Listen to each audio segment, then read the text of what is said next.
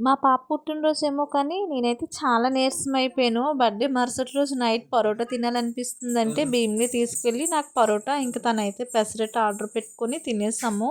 పాపకి కొన్ని గిఫ్ట్స్ అయితే వచ్చాయి. ఇప్పటి వరకు చూడలేదు. మరుసటి రోజు చూస్తున్నాము. Barbie girl, next chain, ring ఇంకా కొన్ని గ్రీటింగ్స్ కూడా వచ్చాయి. అవి చూపించలేదు కానీ చిన్న చిన్నవి చాలా బాగున్నాయన్నమాట. అందరికీ థ్యాంక్ యూ సో మచ్. ఇప్పుడుంది అసలైన పనంటే.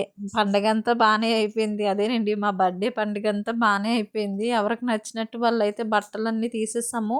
ఇంక ఒక్కొక్కటిగా అంటే కొత్త బట్టలు సపరేటు, పాత బట్టలు సపరేటు, బొంతలు సపరేటు, బెడ్‌షీట్లు సపరేటు, నెక్స్ట్ ఈ కాళ్ళ కింద వేసే మ్యాటీలు కూడా సపరేట్ అనమాట.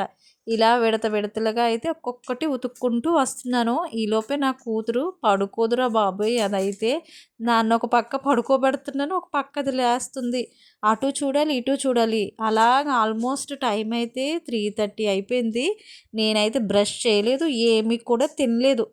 నాకదేంటో కానీ పనేదైనా ఉంటే ఏమి కూడా తినాలనిపించదు. పనంతా అయిపోయాక తినాలనిపిస్తది. అదొక అలవాటుంది.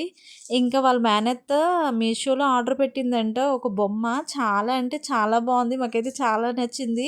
ఎంత క్యూట్‌గా ఉందో మీరు కూడా చూసేయండి. చాలా గిఫ్ట్సే వచ్చాయి ఈసారి మా పాపకి.